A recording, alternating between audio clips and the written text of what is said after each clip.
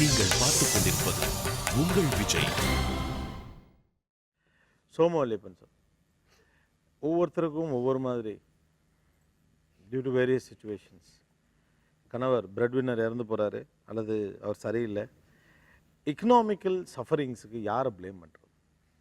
Society and policy makers வந்து கண்டிப்பாக இதில் ஒரு பொறுப்பு இருக்குது அவங்களுக்கு. பாலிசி மேக்கர்ஸ் வந்து முழுக்க இதுலேருந்து தப்பிச்சுக்க முடியாது. என்ஆர்இஜி போன்ற சில ஸ்கீம்ஸ் இப்போ வருது. அரசாங்கம் தினசரி வந்து ஏழை மக்களுக்கு ஒரு மாதத்துக்கு 20 கிலோ அரிசி, சிலவற்றை குறைந்த விலையில் கொடுக்கலாம், இலவச மிக்சி கொடுக்கலாம். அதெல்லாம் அரசாங்கங்களுடைய நலத்திட்டங்கள் இருக்குது. ஆனாலும் கூட இவங்க பேசினது பல பேரை பார்த்தா இந்த ஷோ தற்செயலாக நீங்கள் சொன்ன மாதிரி 8 கோடி மக்களுடைய ஒரு பிரதிபலிப்பாக இருக்குது, சரியான பிரதிபலிப்பாக இருக்க மாதிரி இருக்குது. மைக்ரோ என்டர்பிரைசஸ்னால் அமெரிக்கா வளர்ந்ததுன்னு சொல்கிறோம். நம்ம மைக்ரோ என்டர்பிரைசஸ் நடத்தினவர்களை பார்த்தா அவர்கள் நிலைமை ரொம்ப பரிதாபமாக இருக்குது.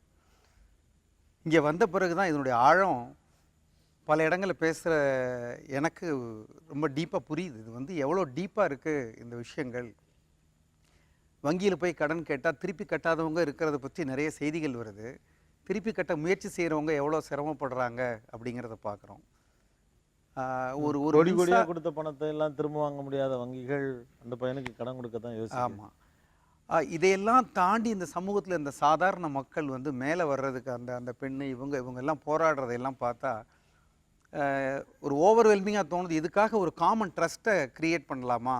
பணம் கொடுக்கறதுக்கு, நல்ல விஷயங்கள் கொடுக்கறதுக்கு, அதுவும் சரியானவர்கள் முயற்சி செய்தால் கொடுக்கறதுக்கு எவ்வளோ நல்ல உள்ளங்கள் இருக்காங்க. அப்படிப்பட்டவர்கள் இருந்த நாடு தான் இது, ஒன்றும் இல்லாமல் போய்விடாது. சார் சொன்ன மாதிரி ட்ரஸ்ட் அப்படின்னு சொல்கிறோம் இல்லையா, அதில் வந்து அந்த ட்ரஸ்ட்டு செய்யக்கூடிய முக்கியமான வேலை என்னவா இருக்கும்னா, 5 for 1 பணம் கொடுக்குறதுல எனக்கு நம்பிக்கை இல்லாத ஒரு ஆள் தான். யாருக்கும் ஒருத்தருக்கு உதவி செய்யணும்னா அந்த ட்ரஸ்ட் என்ன செய்யணும்னு நான் நினைக்கிறேன்னா, இந்த ஒரு லோன் வாங்கணும்னா அல்லது இந்த மாதிரி ஒரு விஷயம் ஒரு ஆக்டிவிஸ்ட்டாக செயல்படணும். ஏன் அவருக்கு கொடுக்கவில்லை அப்படின்னு அந்த வங்கிக்கு போய் சட்டையை பிடிச்சி கேட்கக்கூடிய ஒரு ட்ரஸ்ட்டாக அது இருக்கணும். அந்த மாதிரி ஒரு ட்ரஸ்ட், அந்த மாதிரி ஒரு குரூப் ஆஃப் பீப்புள், அந்த மாதிரி ஒரு செயல்பாடுகள் மேபி இந்த மாதிரி தம்பிகள் இவங்கெல்லாம் வந்து வளர்ந்து வரும்பொழுது இவங்களே அதை வந்து ஒரு நல்லா இன்னும் செயல்படுத்த முடியும். நம்மள மாதிரி ஆட்கள் அதுக்கு ஆதரவு கொடுக்க முடியும். ஒரு நல்லா படிக்கிற பையன், நல்லா படிக்கிற பொண்ணு, அம்மா வச்சு காப்பாற்ற நினைக்கிற பொண்ணு, தனிமையில் மனுஷாலே இல்லாமல் 125 கோடி பேர் மக்களுக்கு நடுவில் யார் எப்போ என்ன பண்ணுவான்னு பயந்துக்கிட்டே காடாது. ஆமாம். அப்போ where the mistake is, who has to be blamed for this? ஒரு பெரிய எக்கனாமிக் டிவைடு விழுந்துட்டு தான் நினைக்கிறீங்களா? கண்டிப்பாக இவர்களை பற்றி தெரிய வராமலேயே மூடி மறைத்து அழுத்தி குப்பையாக இவர் மேலே மூடி போகிற மாதிரி ஒரு சமூகம் இருக்கிறது. அந்த குரல் சொல்லிச்சு, எனக்கு கம்ப்யூட்டரை உடைக்கலாமான்னு தோணுச்சு. இது ஒரு எச்சரிக்கை. இந்த digital divide will lead us to some bigger problem tomorrow. இது ஒரு பகுதி வளர்ந்து கொண்டிருக்கிறது, ஒரு பகுதி வளராமல் இருக்குன்னா இந்த வேறுபாடு என்பது ஒரு புள்ளியில் ஒன்று சந்திக்கும். அந்த சந்திக்கிற புள்ளி ஆனந்தமாக அமைதியாக இருக்கும் என்று சொல்ல முடியாது. அந்த புள்ளி கோபமாக மாறிடலாம், பெருந்தியாக மாறிடலாம். அதற்கு முன்கூட்டி இந்த சமூகம் இவற்றை சரி செய்து கொள்ள வேண்டும். நேர்மையாக பிழைக்கிறவர்களுக்கு வழி செய்யாத சமூகம் உருப்படாது. சரியாக செய்ய நினைக்கிறவர்களுக்கு உதவாத சமூகம் உருப்படாது. ஸோ நாம் வந்து ஒரு ப்ரைவேட்டைசேஷன் அப்புறம் ஒரு ப்ராஃபிட்டுங்கிறது அவசியம் தேவை, அப்போ தனி முயற்சிக்கு உதவும்.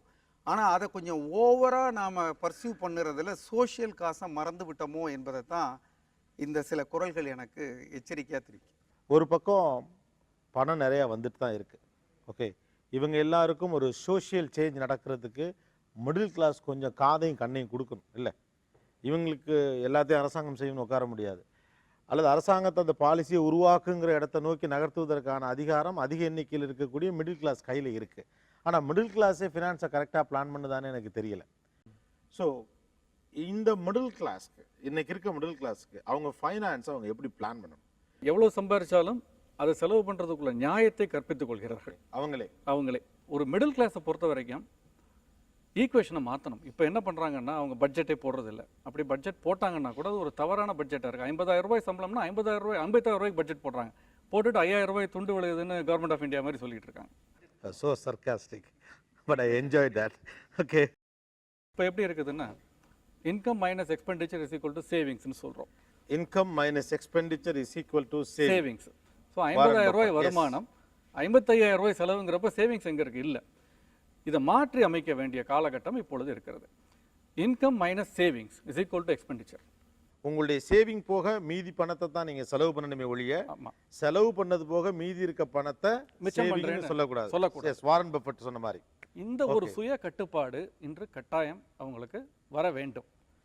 கொஞ்சம் ப்ராஸ்பெரிட்டியை என்ஜாய் பண்ணிட்டு இருக்கக்கூடிய middle class, what is real expense, எது இன்வெஸ்ட்மெண்ட்டு, எது செலவு, டெப்ரிசியேஷன் உள்ளது எது, எதிர்காலத்துக்கு பயன்பட போகிறது எது, என்னென்ன மாதிரியான இன்வெஸ்ட்மெண்ட் ஆப்பர்ச்சுனிட்டிஸ் இருக்குது, எது சரி எது தப்பு, கிரெடிட் கார்டை எப்படி பயன்படுத்தணும் பயன்படுத்தக்கூடாது, பர்சனல் லோன்னா என்ன, அதுக்கு எவ்வளோ பிடிக்கிறாங்க, பர்சனல் லோனுக்கு பதிலாக வேறு எதுவும் செய்யலாமா, பணத்தை வச்சு பணம் பண்ணுறது எப்படின்னு கொஞ்சம் ப்ரொடக்டிவாக யோசிக்கிற, அதை பற்றி அறிவை வளர்த்து கொள்கிற பார்வை நமக்கு வேண்டியிருக்கு.